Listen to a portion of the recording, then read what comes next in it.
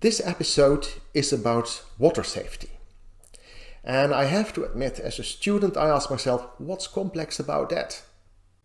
We're just talking about a pile of soil. But later on, I realized it's more than that. They told us that this is the Netherlands with dikes, and this is the Netherlands without dikes. And then you realize that creating water safety in the Netherlands is really, really complex.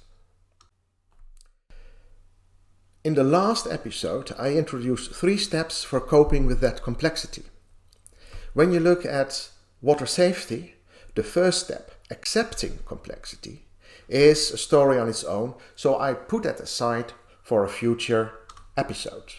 Today I'm going to focus on the reduction of complexity, the conscious inclusion and exclusion of processes. And then you see that there are thousands of people in the Netherlands working on water safety. And many of them are operating from their own island of knowledge. And in principle, that's good. We can learn this from Herman Dooyeweerd, who was a philosopher associated with the VU University in Amsterdam. His most important work appeared in 1935. In it, he introduced 15 aspects. We have reduced this to 12 and also simplified it. You can see every aspect as a complexity reduction. Dooyeweerd made clear that, for example, a lawyer must make the legal aspect absolute, and an engineer must make the physical aspect absolute. That is where the pride lies. I'm now going to illustrate the aspects as quickly as possible. I start with the physical technical aspect, and then you see there are many failure mechanisms for dikes. Also, you have to take the river morphology into account. You would like to have poison battles in the riverbed, and we know that peat dikes can oxidate. From an ecological point of view, there are many opportunities associated with water safety, but also you have to look at muskrats and badgers. They can undermine the dikes. At the psychological aspect, risk perception comes into play. And at a logical aspect, we observe that people have different opinions about how to make the best models on water safety. An integral approach is also a logic, and we know we can learn a lot from history.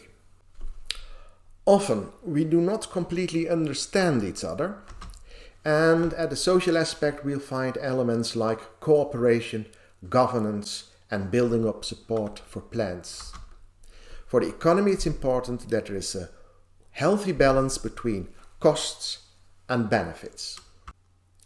The landscape offers a real challenge in the Netherlands, and also we have the principle that our safety standards are law-based.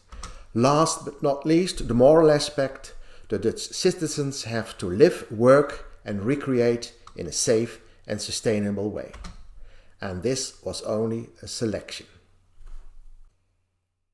When we look at all these aspects and sub-aspects, we can see that people reduce complexity and operate in smaller groups.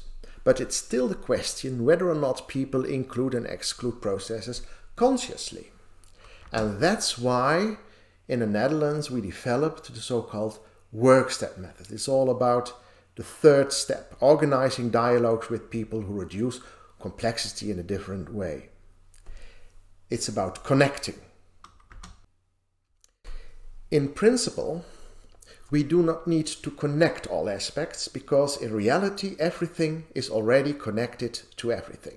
Still, if we strive for practical wisdom in decision making, we will have to bring different forms of knowledge and thus different people into conversation with each other. And that is what we call the Workstead. Later on in the series, I work that out in more detail. And then we discover that the linguistic aspect is a key aspect. Well, this was the 8th episode.